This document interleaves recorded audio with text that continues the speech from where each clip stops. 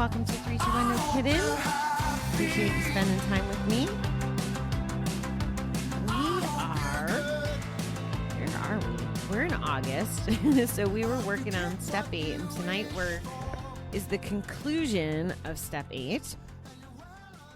And we have some questions. So what is step 8? Step 8 is when we made a list of all persons we had harmed and become willing to make amends to them all.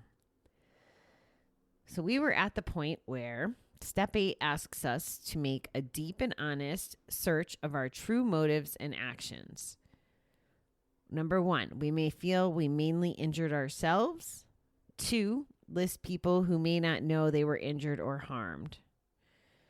I felt that way for the longest time, that I felt that it was only myself that I hurt.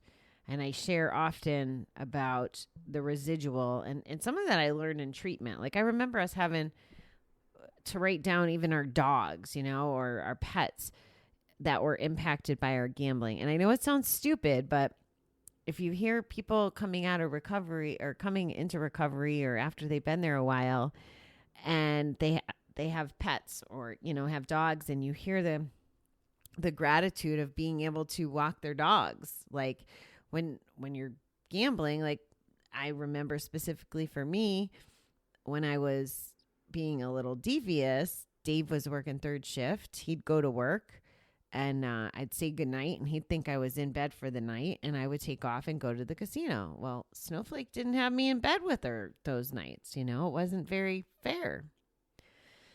So that's one example of injuring someone other than myself. Why list people who may not know they were injured and harmed? So the process here is not necessarily about other people. This is about you. And I'm going to take it from the perspective of this is about you healing so that you can move past some of this stuff. Like you need to empty your bucket, and identifying people who may not even know that they were harmed is a way of not keeping another secret or a lie. That's my impression anyway on why I think that that's important. The discussion points are A, our anger and impatience, how these affect and tax others. Impatience is still a skill that I could do a better job with. Being patient anyway, and anger and frustration. There's times I definitely get frustrated and angry. Not as often, not as bad as once upon a time. Another thing that I had learned in treatment was the 30-second rule, where I couldn't be angry for anything for more than 30 seconds. And as I was just thinking about sharing that with you, I know I've mentioned it on another episode. It really was a pretty monumental gift to be told that, my counselor, because I was a pain in the ass, well, he actually wasn't even my counselor, but he's like, okay, I'll let you have 15 minutes. And like, that was it. And it was a good lesson. And as I'm sitting here thinking about it, I'm thinking about how grateful I am to spend this time with you guys, every morning and every night, because maybe I don't think about that 30-second rule in my day-to-day business. Like, this is how you guys are helping me in my recovery, because I'm being present and mindful and sharing these things with you that I get to draw on these tools, and I should remind myself to use them as well. So thank you for that. That was my little aha moment there. Specific harm done to others, not monetary. This could include things that we talk about, like not being present, breaking trust, right? Like when you break somebody's trust, that's like brutal, like for both parties. Chuck told us the story about stealing from his own mom. Do you think that mom wants to feel lack of trust to her son? Like that's not, I think, what any human wants to to feel, especially when it's their loved ones. Time, there's stories of so much lost time. When we met Brett in one of the early episodes, it was about, he wasn't there for parts of his daughter being born or his son being born, and being out in the hallway gambling on stock market stuff instead of taking care of his family. That's all harmful stuff. So I'm going to challenge you to think about that. Who in your life have you done harm to? And you know what? There's people that we don't even know who essentially we could have harmed by our actions. It could be people that needed us that we didn't even know needed us, but because we were at the casino, we were not there, not in that moment. Now, again, I believe everything happens for a certain reason, so I'm not discounting that. However, it's just we don't even know some of the damage we've done. Should our list enlarge as we recover from gambling? So these are opinions, right? And these are just my opinions, but I think no.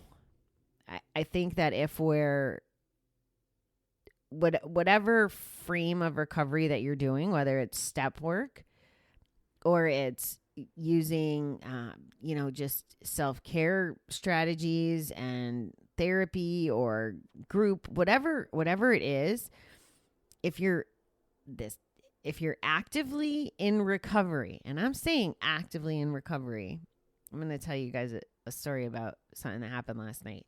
But if you're actively in recovery, you should be not harming people anymore, because you're working on yourself and you're trying to treat people with love and respect and being kind and being honest, right? In your recovery, you shouldn't be lying anymore.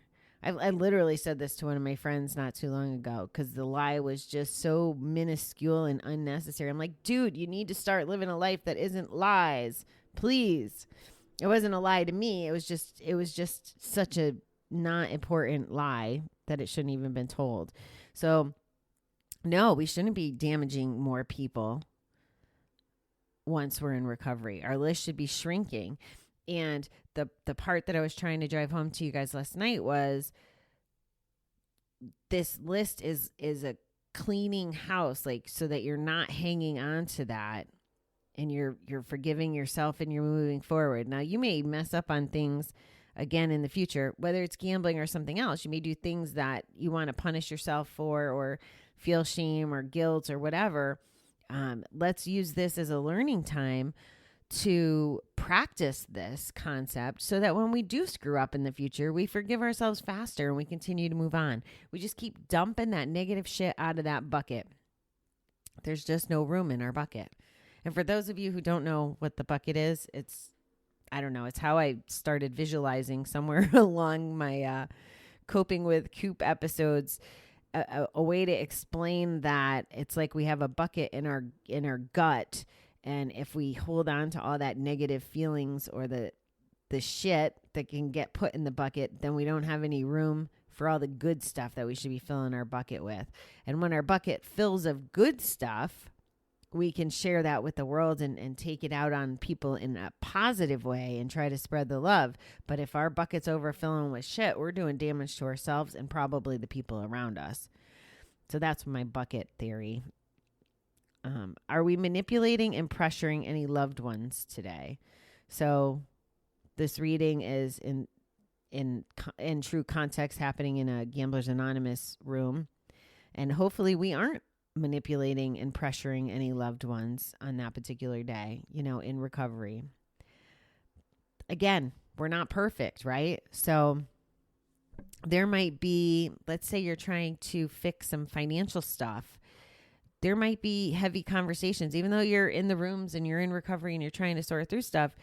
There might be some heavy duty conversations that may feel pressure to another, to a loved one or manipulating to another one. I can't really speak to that. It's going to be different for everyone. I know I personally don't feel today like I'm manipulating or pressuring any loved ones. I don't try to manipulate and pressure any not loved ones. Like, it's funny because I'm having what's called we're offering this class in a couple weeks, and it's for my second business that's just kind of evolved, which is hiring virtual assistants to help people that are in some of this class work that I've been doing get their businesses up and going, like at an affordable rate, all the things that are available.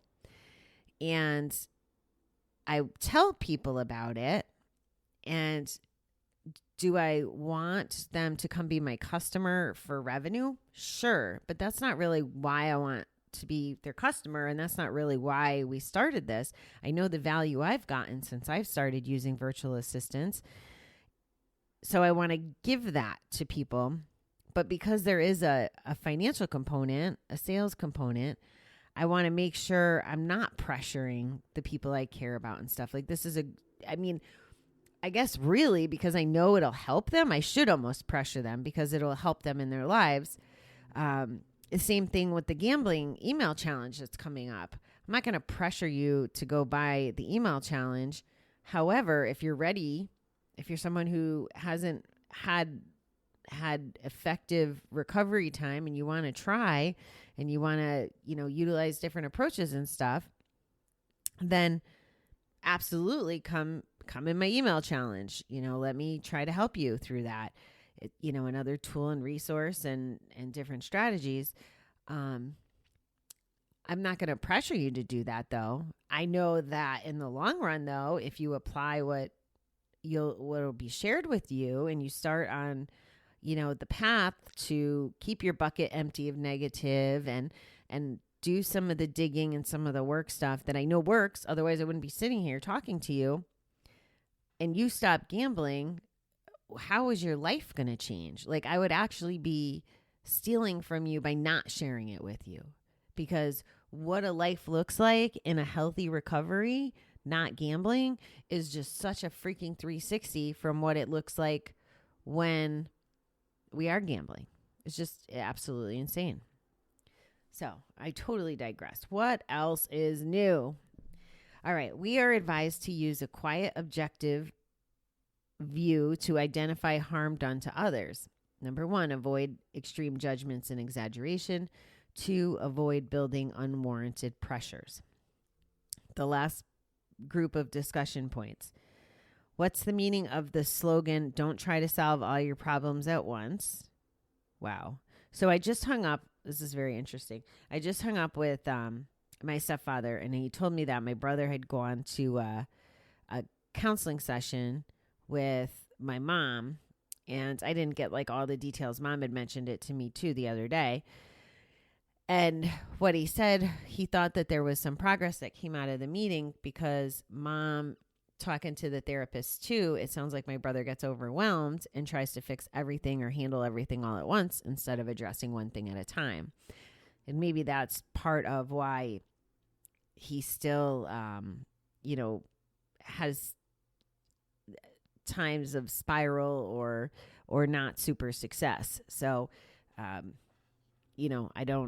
don't coach, I don't coach my brother because that wouldn't work. It's a little tight, trying to handle the family stuff and give advice. So I can't play in that sandbox, but, if that's something you're trying to do, it would create overwhelm, and overwhelm would lead us right back to whatever behaviors we probably shouldn't be doing, where if we do little nuggets, and I think we talked about this in the context of moving the mountain, you take a piece of the mountain, and all of a sudden the mountain's built on the other side. It's the same thing with your problems. Don't try to solve everything all at one time. Is self-confidence growing in GA, or are we getting cured? Oh, that's a good one, right? I think that on some level, this happened to me the first time that I quit gambling, when I was going to GA in Kansas City. I didn't think I was cured. Like, that wasn't the cause of my relapse. But I definitely felt the fear that kept me from going back start to fade over time. If you're feeling like you got this, chances are you probably don't have it. Full disclosure, that's just kind of the way it works. Do I feel like I will never gamble again? I absolutely do. Do I have to, as soon as I finish saying that, remind myself mentally and out loud in this case, tell you that I also need to be mindful every day and be diligent every day about that I can't just assume I'll never gamble again because I don't want to, or, I don't, that whole never premise is a bit overwhelming too. So that's where all that one day at a time stuff comes in. I don't feel like I ever have the need to gamble again as a coping mechanism as long as I continue to practice my healthy habits that are better coping mechanisms. Or even better, how about avoiding situations that are triggers and putting up boundaries and protecting myself against those things that would make me want to relapse, or just go numb to not deal with things. So I don't know. My position on being cured is definitely evolving. I don't know that anyone is ever cured. But I'm not closed-minded to the fact that maybe it is possible. I mean, if you're from the school of thought that it's a disease and there's other diseases that get cured, so maybe it is possible. Yeah, I totally digressed again, but that's just a place I'm in a place of learning and trying to evolve. Meaning of the slogan, easy does it. I think that really ties in well to the, don't try to solve all your problems at once. Let's go slow. Let's take a breath.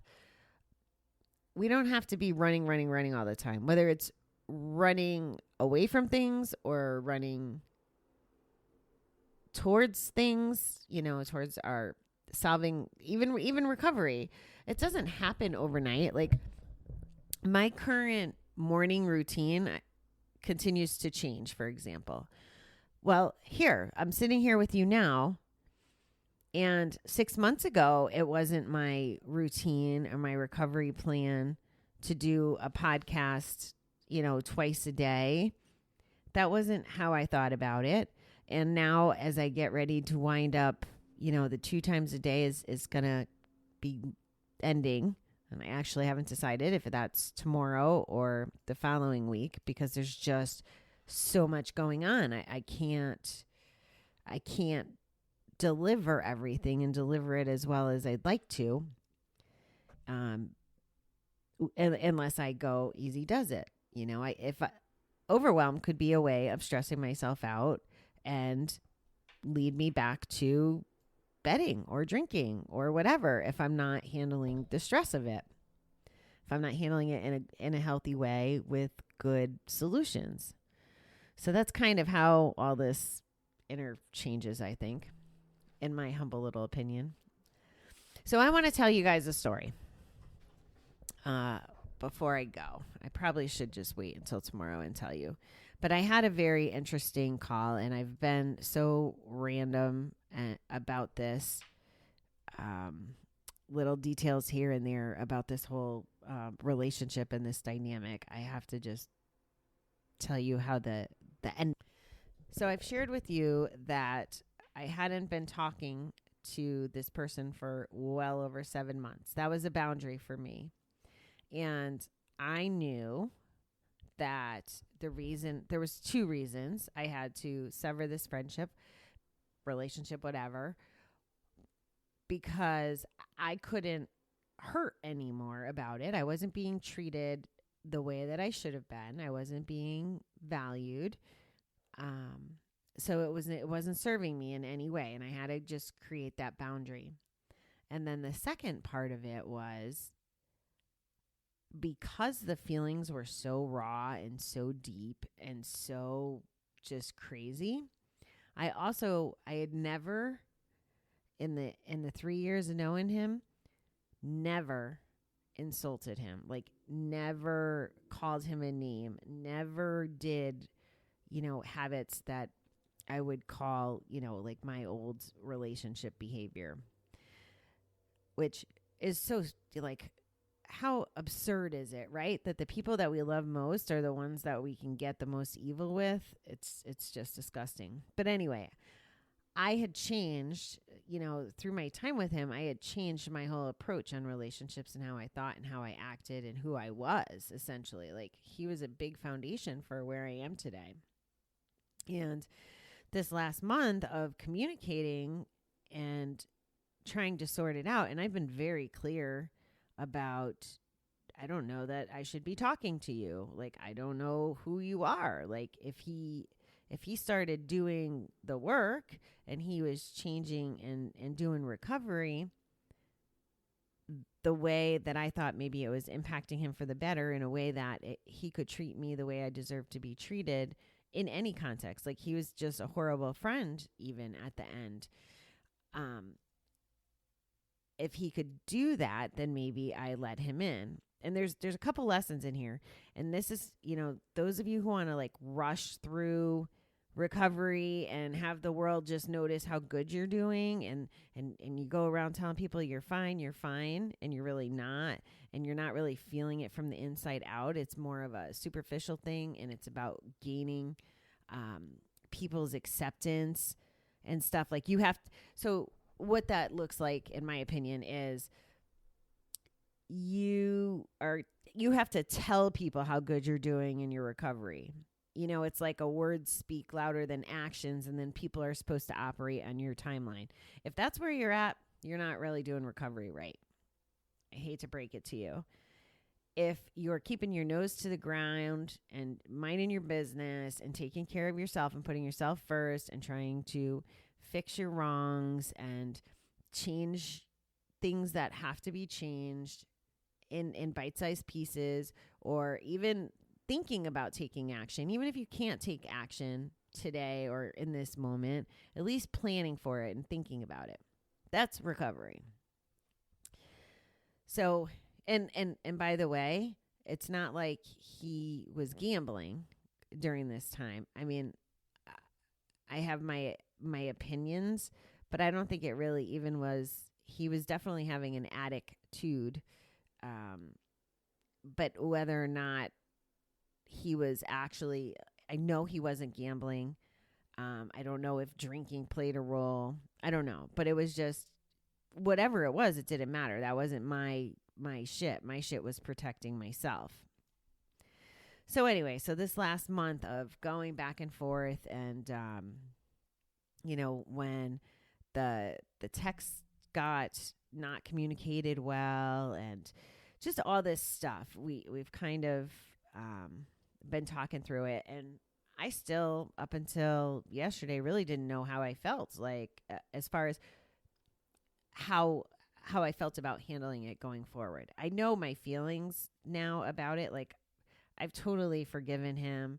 I send him love and kindness every day. I always have. I remember him always thinking that I hated him, like, and he had the mentality that he deserved hate, and nobody deserves hate.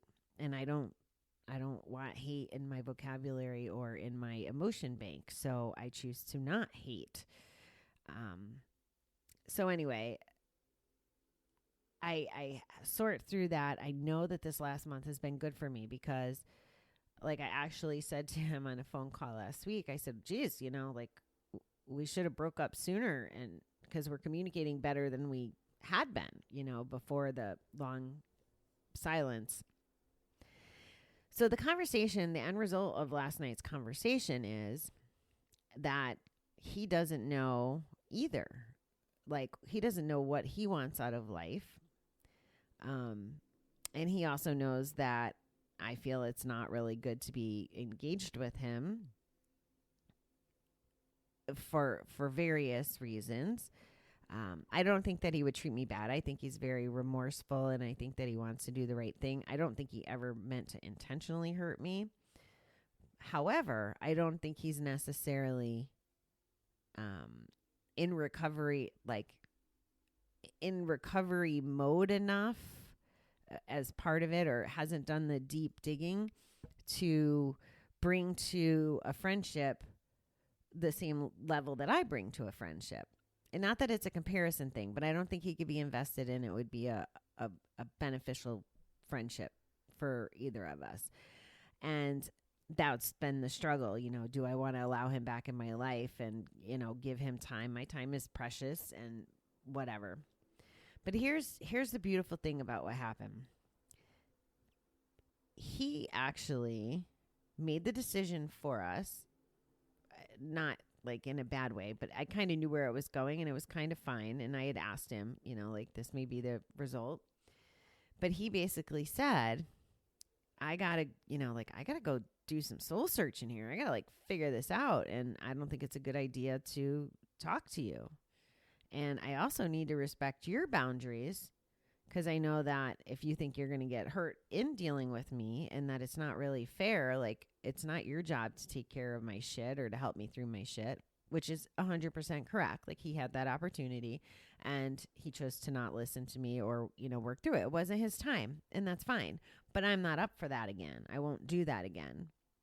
Not to that level. I'll be as kind and loving. I still obviously love him and I care greatly and I want him to be successful in all aspects, but it's not my job to help get him there anymore. It's just not my responsibility, because that is draining. That's taking the positivity out of my bucket. I try to give it to him and it doesn't change. We heard a slogan today, or a, I don't know, metaphor, whatever you call it, one of my subgroups. And it was you got to stop giving oxygen to dead people. It's oh, okay. You can give oxygen to people who maybe just needed a little oxygen or even a lot of oxygen, but not the dead people. So basically, don't do the hopeless people.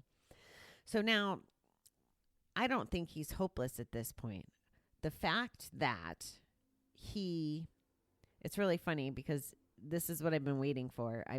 I've known all along, and I've said to him all along that actions speak louder than words. And I knew that I would know when I thought he was on a path that was suitable enough to fit into my life in any context. And him respecting my boundary and knowing and recognizing and looking at himself enough to make that commitment to himself to figure it out before having me be part of his life. And I still hadn't decided if he was going to be part of mine, quite honestly. But the fact that he's that self-aware in the moment, and he was being very honest, I was like, well, what do you want? And he recognized he had to dig on this. So he's going off now into his world to do his work. And here's the thing. Let's say he goes and he does the work and he shows up in my life in whatever context. To me, I can kind of see, right? He shouldn't have to come back at any point and say, hey, Bobby, look at me. I changed. It's not going to be that way. What it's going to be is his actions or whatever will show me that he changed. Just like I can see that it's starting based on this conversation last night. So I'm super proud of him. And I'm sharing this with you so that you know how it ended up, at least for now. This last month was a good digestion for me. I got to, ask him questions that were on my mind. I got to check in with myself on how I felt with every communication. And as you saw, I was angry for more than 30 seconds that one day. But the communication too, to navigate, to have that kind of conversation that we had last night was proof of our work this last month. And we both should be proud of that, because we both had to put ourselves first, but also be really respectful of the other person. And I wish him, he said he won't listen to the show anymore. Cause I pissed him off, I think, on one of them. I'm sure he's over it, but I still don't think he'd listen to the show anymore. But I am proud of him, and I do wish him luck. And if anybody resonates with that, just think about that. I want you to think about this perspective too. So let's say you're him and you're the person that wants to go off and work on your recovery. if I was an asshole last night and said, don't even bother calling me on the other side of that, or, whatever, or, didn't feel all this gratitude and happiness for him to be on a path that I think is a good path. If I didn't feel all of that, okay, so remember, you're him. If I'm the friend that doesn't operate that way, then when you're creating those boundaries, you don't need to necessarily go back to that friend, whether, or, family member, whoever. If there's people in your life that aren't giving you your breathing space or respecting your decisions and choices, especially when it comes to your recovery, you don't need them in your life, because they're gonna steal your positive. And remember, we have to protect our positive. They're gonna try to steal your positive, and your bucket, just, if they're negative, which chances are they are, is your bucket's just gonna fill up with their negative, and you don't need their negative. So I hope you're seeing a couple of the different lessons I was trying to share in there. So I'm very happy, and it's actually what I noticed today for like the first time, and this was the emotion that I recognized, or the thing that I recognized, which really surprised me, was now knowing. So when I went that whole 7 months without talking to him, I was sad and I missed him. Yes. But there was also a lot of hurt and whatever. And I played those reels. So here we are talking about step 8. I played those reels over in my head, keeping him a bad guy so that I wouldn't reach out and try to connect, because I still was, I still had all that love and stuff in my heart.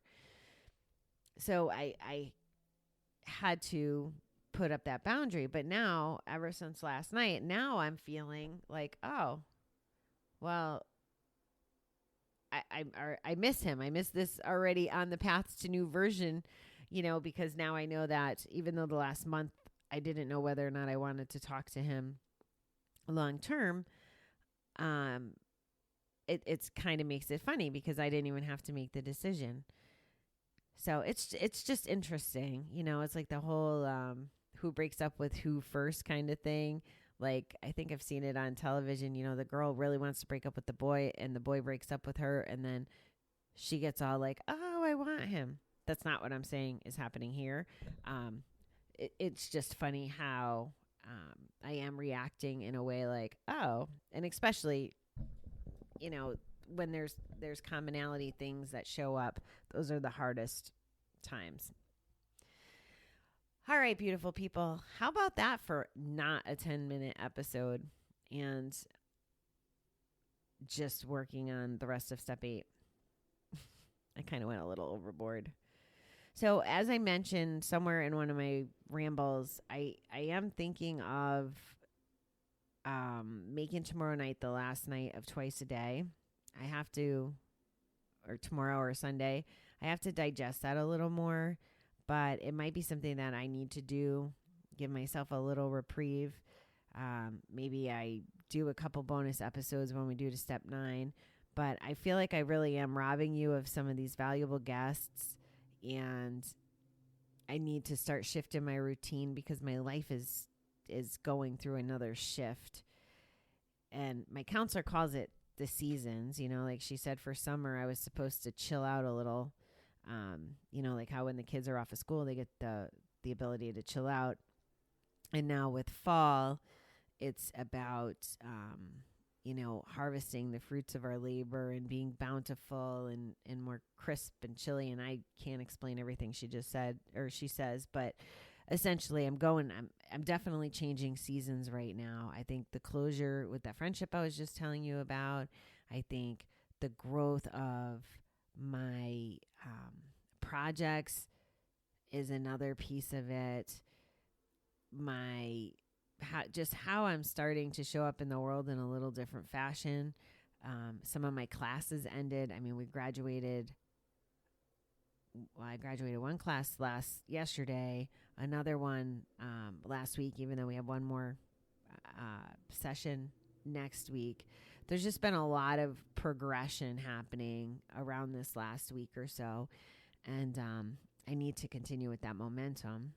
And it's all good stuff. When you're not freaking gambling and you're taking care of yourself and you have the right people in your life and you're giving out the right energy, it's all good stuff. So I'm not complaining. It's just that I think that we're going through a shift right now. And that's okay. So I'll keep you posted. All right, beautiful people. Have a good one.